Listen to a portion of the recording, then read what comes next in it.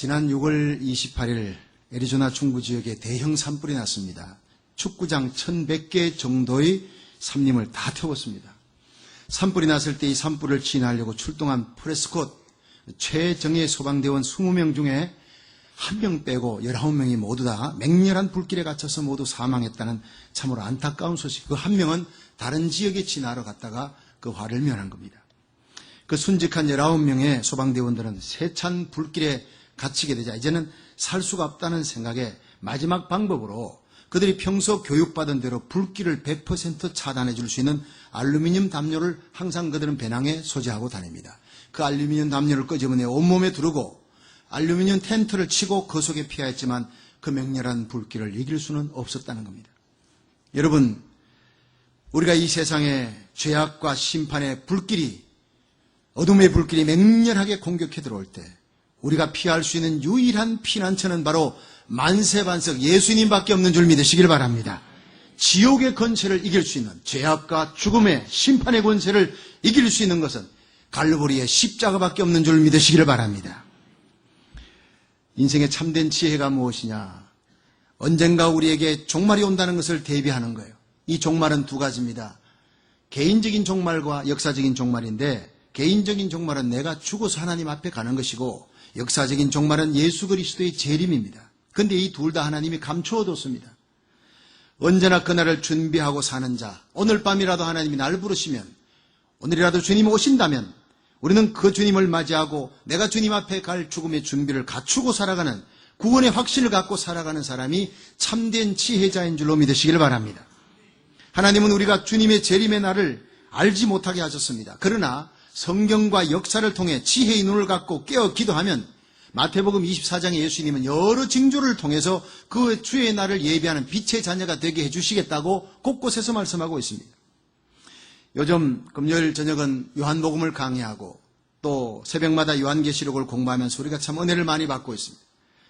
오늘은 요한계시록 6장과 7장을 통해서 어린 양 예수님께서 역사의 주권자이신 하나님의 오른손에서 7인봉한 책을 받아서 그 인을 하나씩 떼면서 세상 역사를 다스려 나가시는데, 이제 지금 우리가 사는 이 시대가 어느 때인지 이 말씀을 통해서 분별하고 주의 날을 대비하는 역사의 파수꾼들이 되시기를 주님의 이름으로 축원합니다. 첫 번째 인을 뗄 때 흰말이 등장합니다. 우리 계시록 6장 2절을 읽어봅니다. 시작. 내가 이에 보니 흰말이 있는데 그 탄자가 활을 가졌고 면류관을 받고 나가서 이기고 또 이기려고 하더라. 아멘. 자, 여기서 한번 따라 합시다. 이기고 또 이기려고 하더라. 흰말 탄자가 승리하는 시대입니다.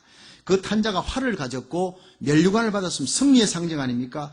이기고 또 이기려 하더라. 그때는 이기는 시대였고 또 이기는 시대가 한 번 더 온다는 거지요. 이 흰말 탄자에 대해서 신학자들은 두 부류로 나누어집니다. 이것은 아마 적그리스도가 거짓 평화를 가장해서 나타나는 것이다.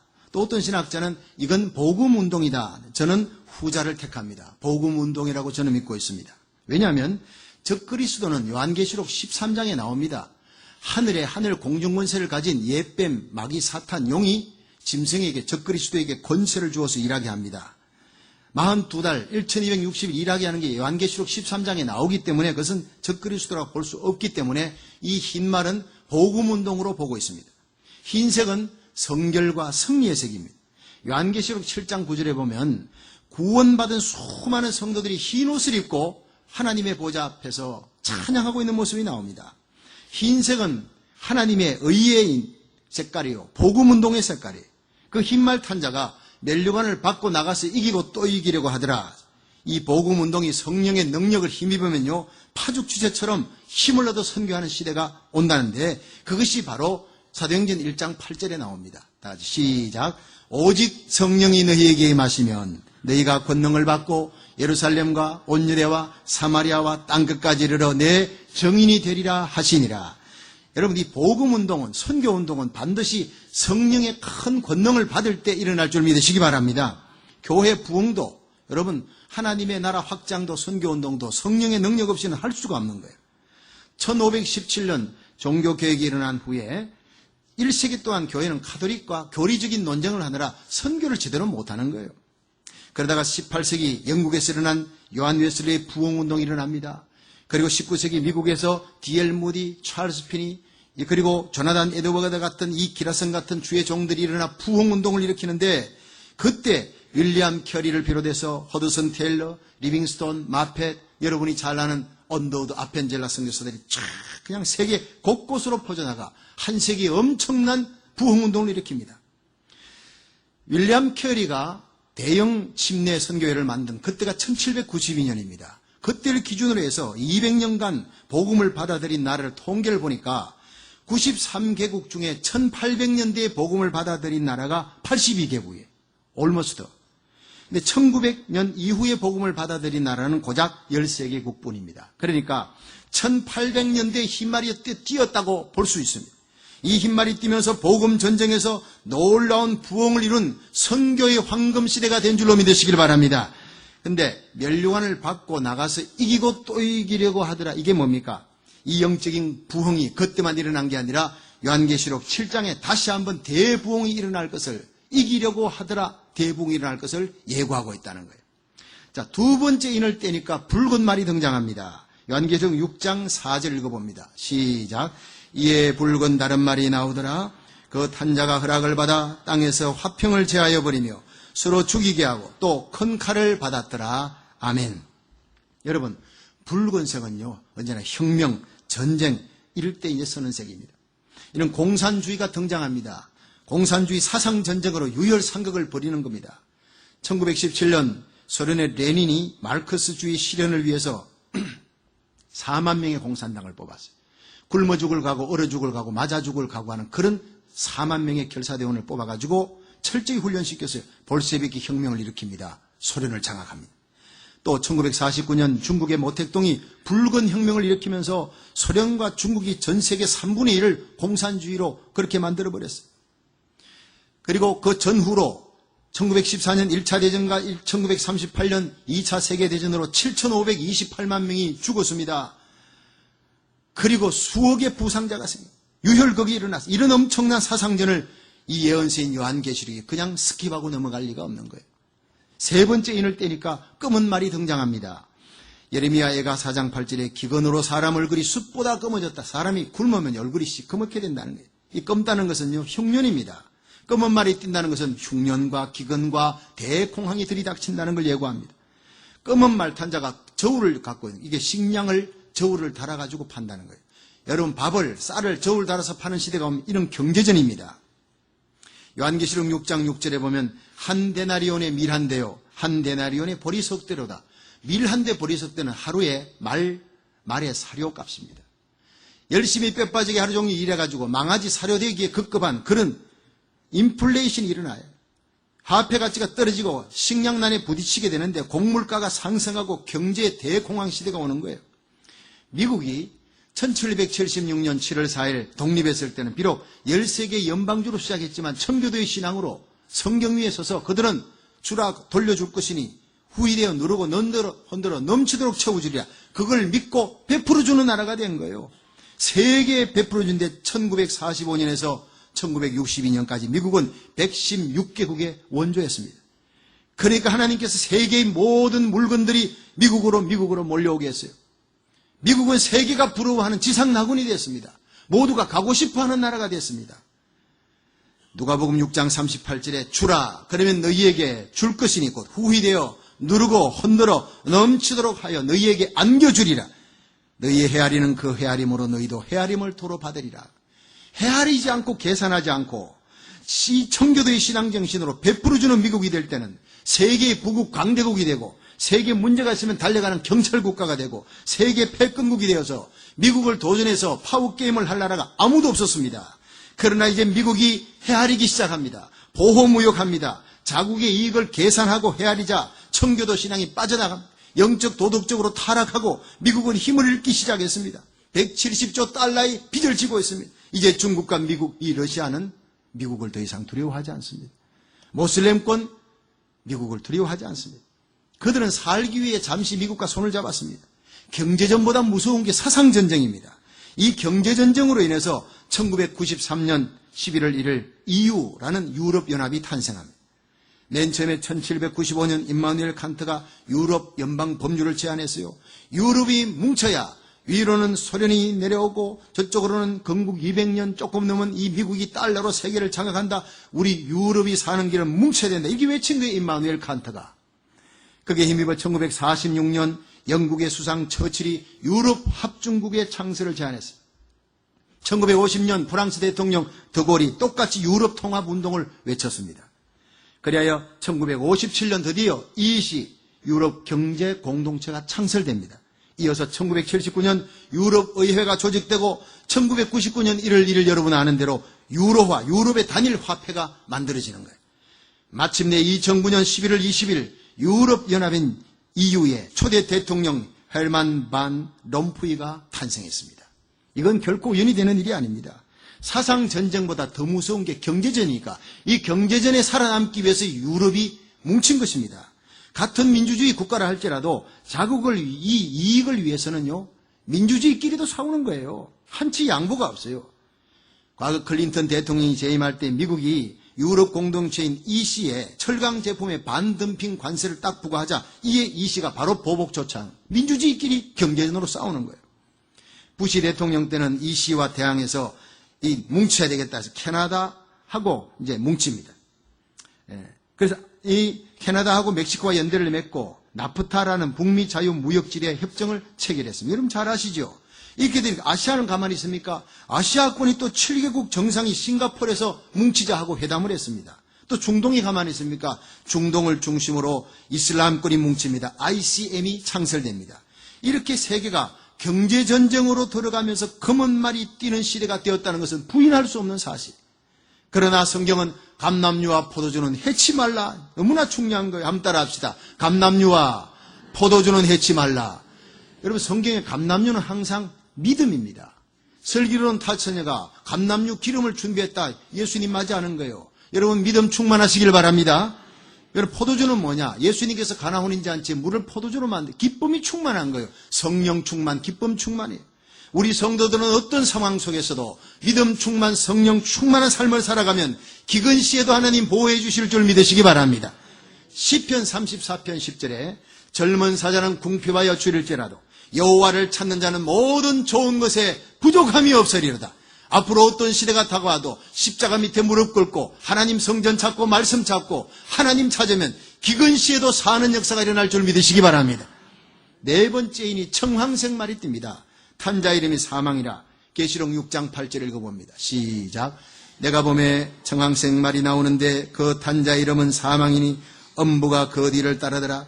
저희가 땅 4분의 1의 권세를 얻어 금과 흉년과 사망과 땅의 짐승으로서 죽이더라. 아멘. 여러분 여기서 이 말탄자의 이름이 청황생말이 사망이라는 이름을 가졌어요. 지도자가 말이죠. 생명 없는 종교로 많은 사람을 죽음으로 몰아서 세계의 땅덩어리 4분의 1을 장악하고 생산고에 석유 생산고의 4분의 1을 장악한 나라. 나라 수의 4분의 1을 이 차지하는 단체. 이게 뭡니까? 이게 세계를 위협하면서 등장한다는 거예요. 이게 바로 경제전쟁 후에 일어날 에너지전쟁입니다. 자원전쟁입니다. 이 세계 4분의 1의 세력을 가지는 단체가 누굴까요? 첫째는 종교적 공동체이면서도 정치적 군사적 세력을 가진 국가 공동체예요. 둘째는 반기독교적이면서 적그리스도적 공동체입니다.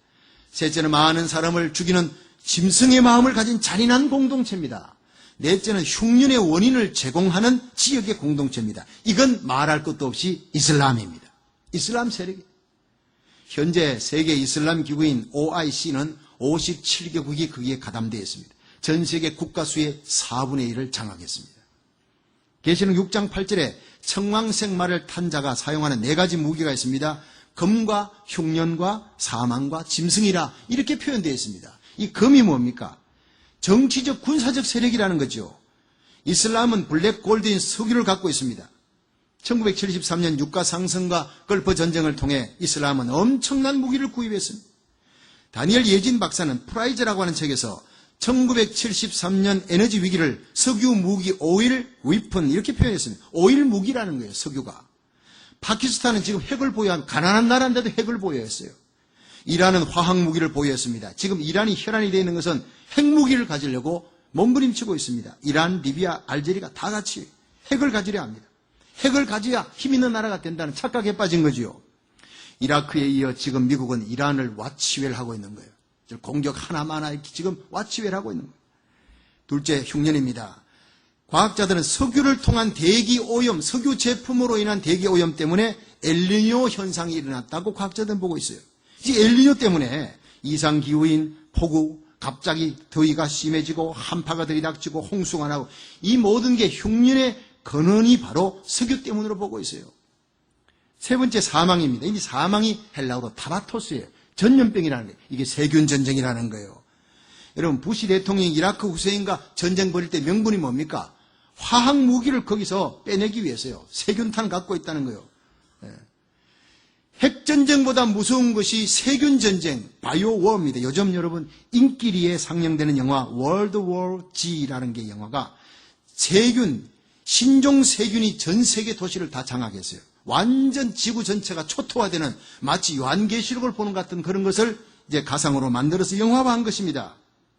이슬람 국가는 미국과 테러전 하기 위해서 직접 미사일과 정규전 하기는 힘드니까 테러전 하기 위해서 세균 무기 생산에 박차를 가하고 있습니다. 지하철에 세균 무기 하나 딱 한 병만 던져도 그냥 수만 명이 죽어버리는 거예요. 엄청난 파워가 나타나는 핵전쟁보다 더 무서운 전쟁이 될 수 있습니다. 네 번째가 짐승입니다. 짐승이 뭐예요? 직접 호랑이가 사자가 나타나 죽이는 게 아니에요. 짐승의 마음을 갖고 통치자가 사람을 죽이게 하는 거예요. 히틀러가 유대인 600만 학살한 것, 짐승의 마음을 가지지 않고는 그렇게 할 수 없습니다. 일본이 일제 때 20만 여성들 12살짜리 13살짜리 애를 잡아다가 일생 동안 성에 내리게 잡았어요. 그리고는 나 모른다 그럽니다. 이게 짐승의 마음 아니고는 그렇게 할 수가 없는 거예요. 예.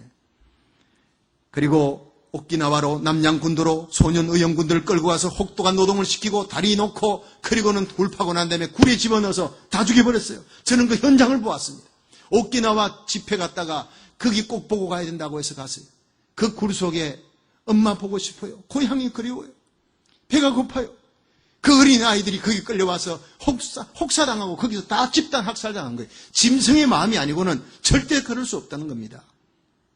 그보다 더 무서운 짐승의 마음이 이슬람의 게릴라 하이잭입니다. 잔인성입니다. 여러분 아는 대로 뉴욕 월드워러가 세계무역선택 3등위 빌딩을 비행기로 하이잭해서 폭파한 것 대표적입니다.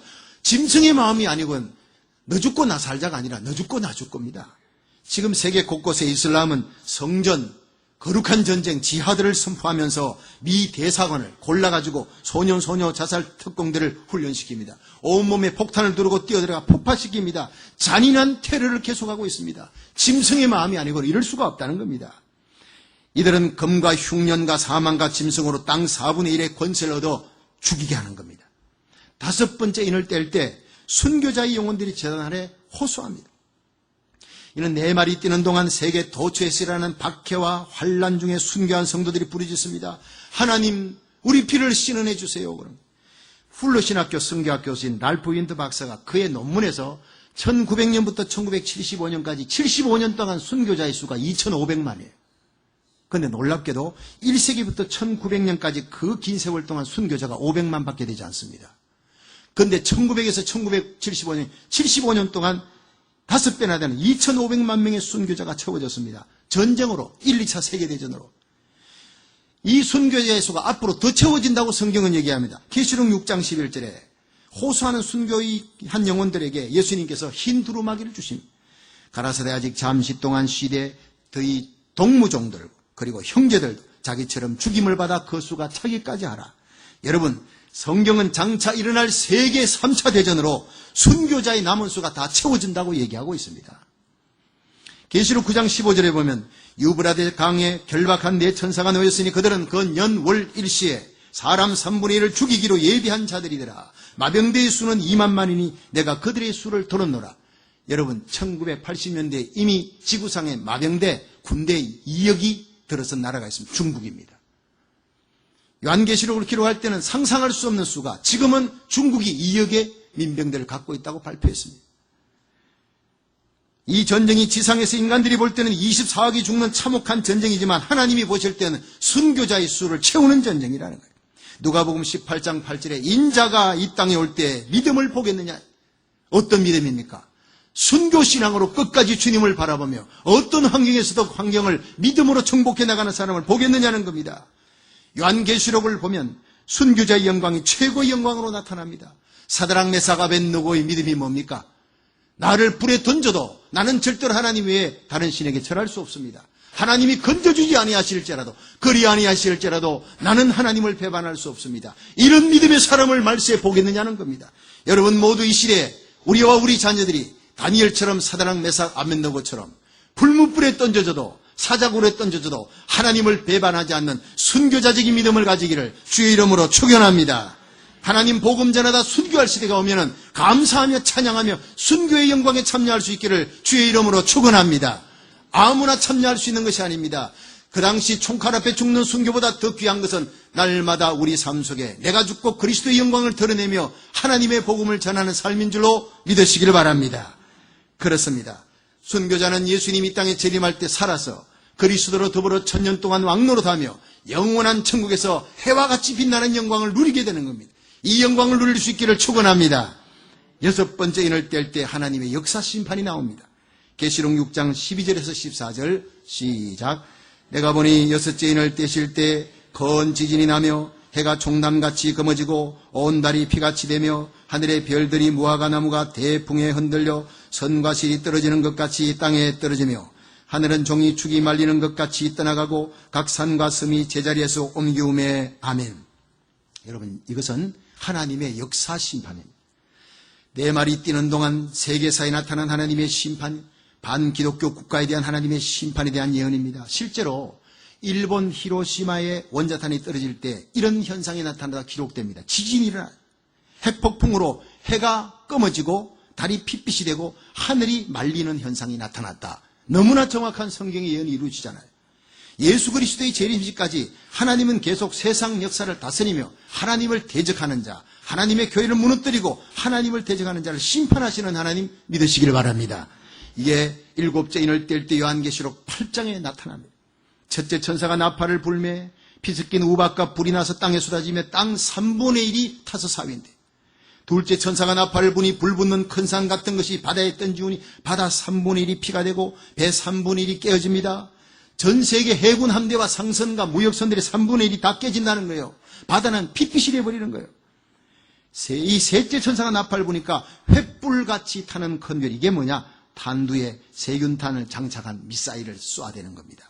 지금 이 지구 주위에 200개가 넘는 인공위성이 도는데 교육위성은 별로 없고요. 거기에 미국과 소련이 그게 인공위성을 떼온 게 다 핵탄두, 세균탄, 수소탄, 원자탄 다 싣고 있습니다. 바탄만 누르면 그냥 떨어지는데 이 세균탄은 주로 핵탄두는 도시를 향하지만 세균탄은 물샘을 향합니다. 후보댐 같은 곳으로 향하면요, 우리는 물 못 마시는 거예요.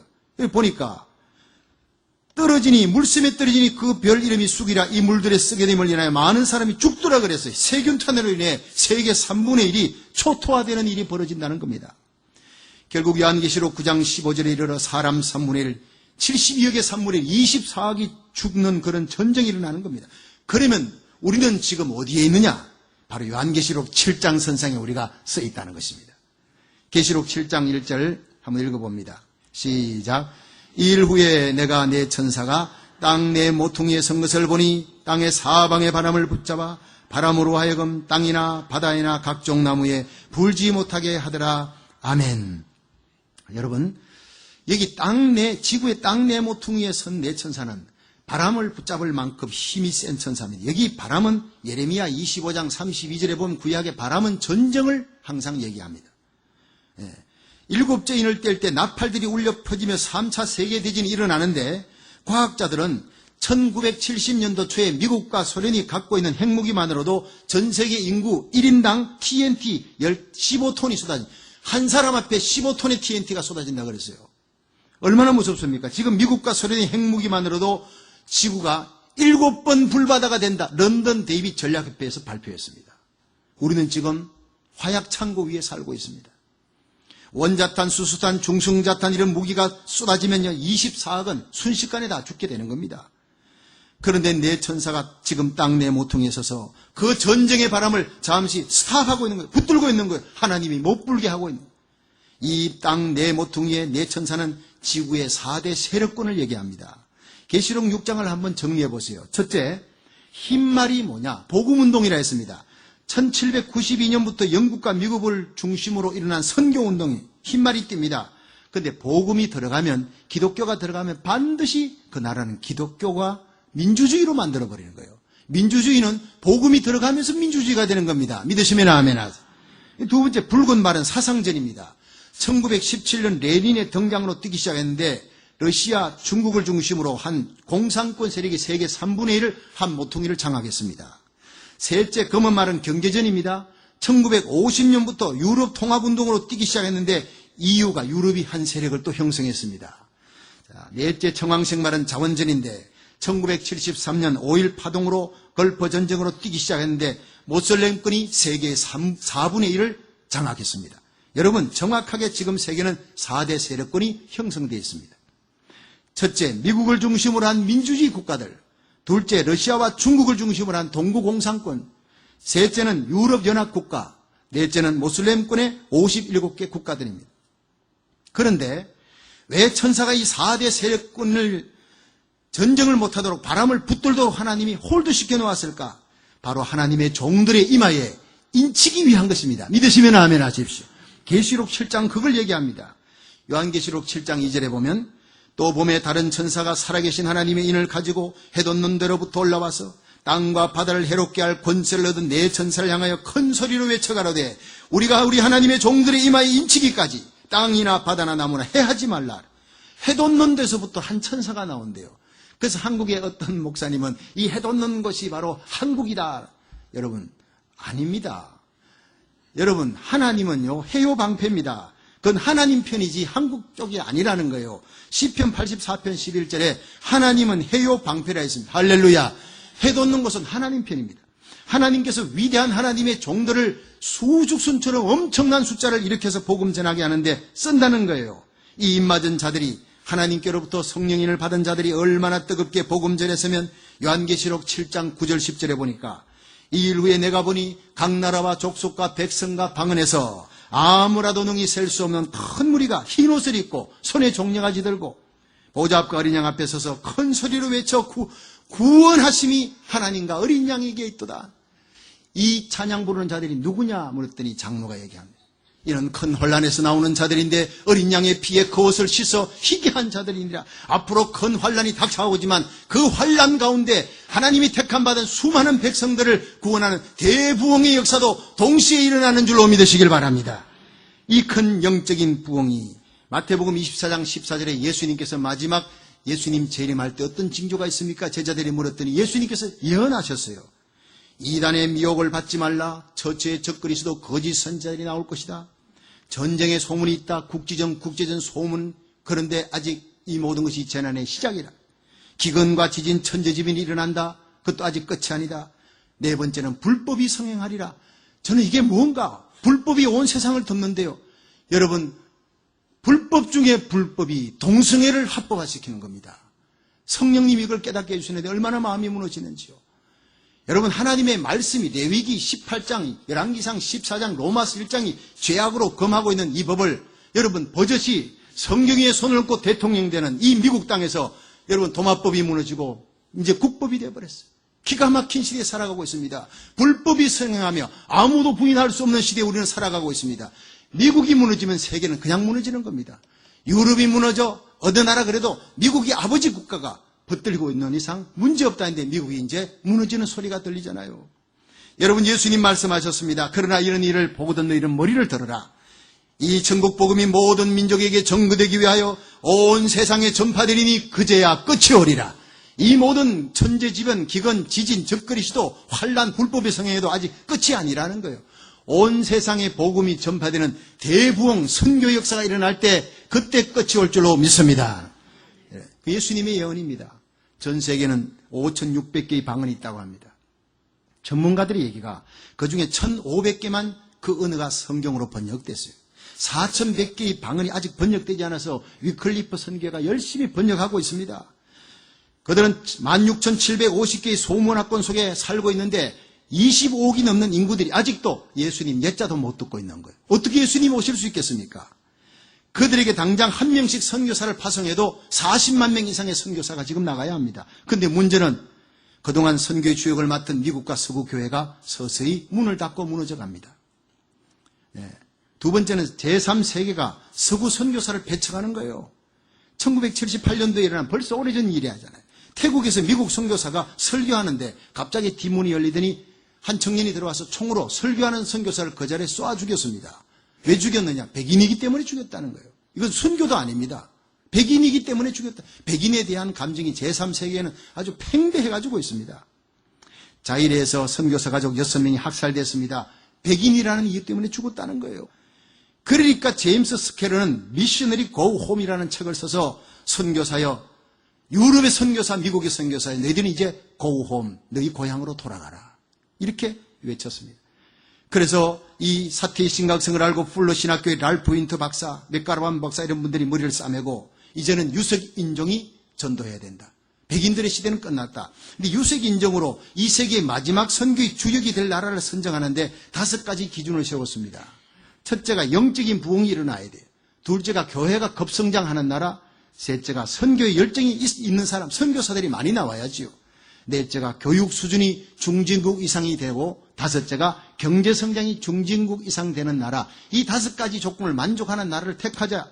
이래서 극동아시아의 일본과 대만, 필리핀을 택했고, 제3세계 나이지리아, 자일의 케냐, 유색인종 가운데 6나라를 택했는데 보니까 일본, 대만, 필리핀은 경제성장, 교육 수준, 선교 열정 괜찮아요.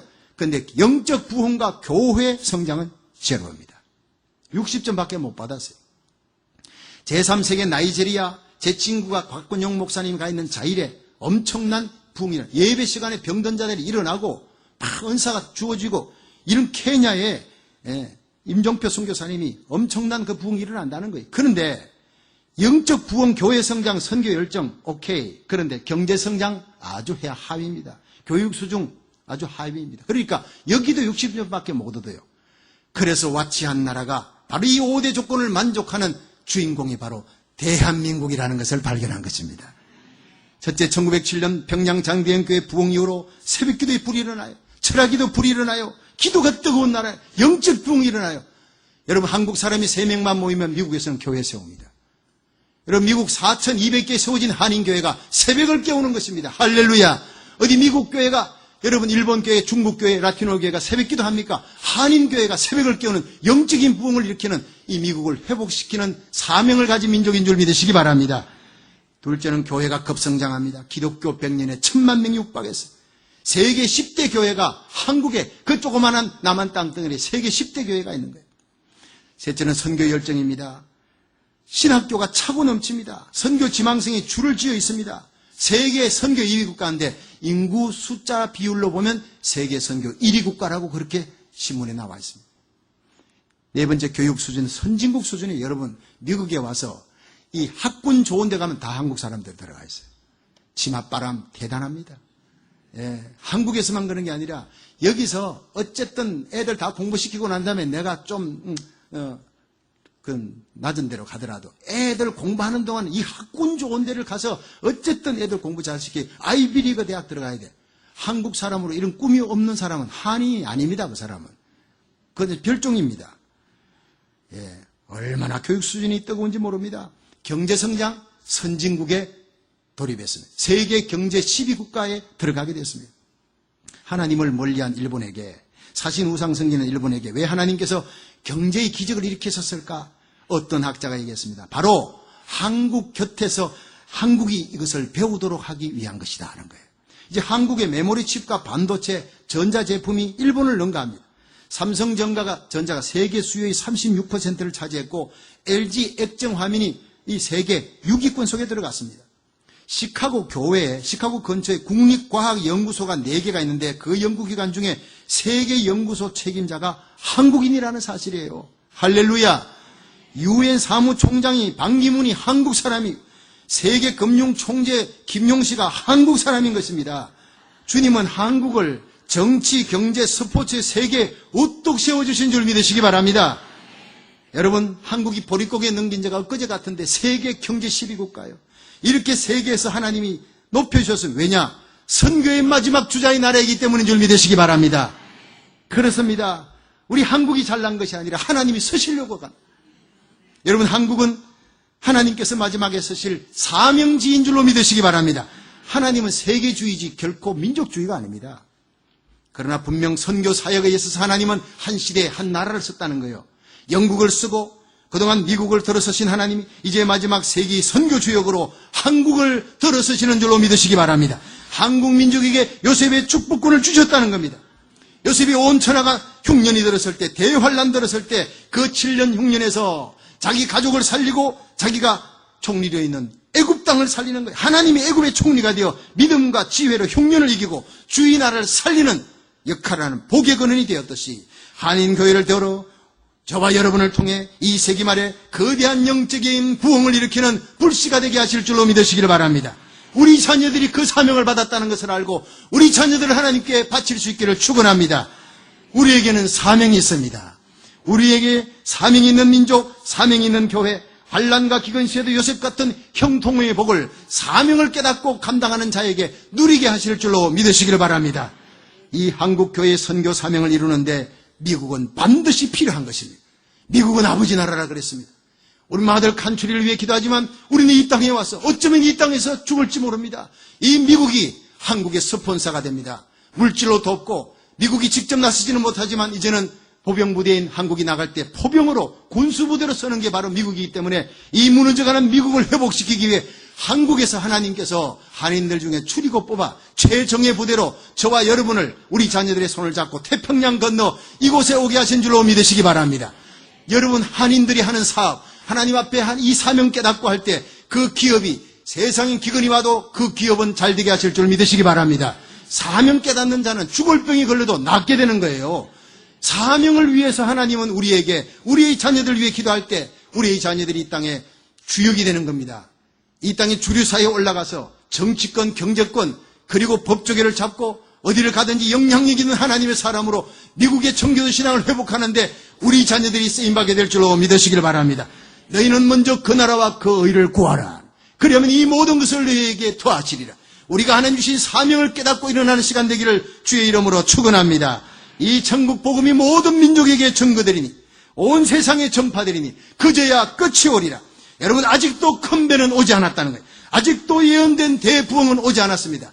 요엘서에 기록된 예언 마지막 늦은 비의 성령을 우리 시대에 부어주실 줄 믿으시기 바랍니다. 예배드리다가 성령의 능력받고 은사받고 예배드리다가 병든 자들이 고침받으시기를 축원합니다. 깨달으시기를 바랍니다. 엄청난 영적인 부흥이 우리 시대에 도래할 줄 믿으시길 바랍니다. 지금이 어느 때입니까? 하늘의 천사의 음성을 들을 때입니다. 우리가 우리 하나님의 종들의 이마에 인치기까지 땅이나 바다나 나무나 해하지 말라.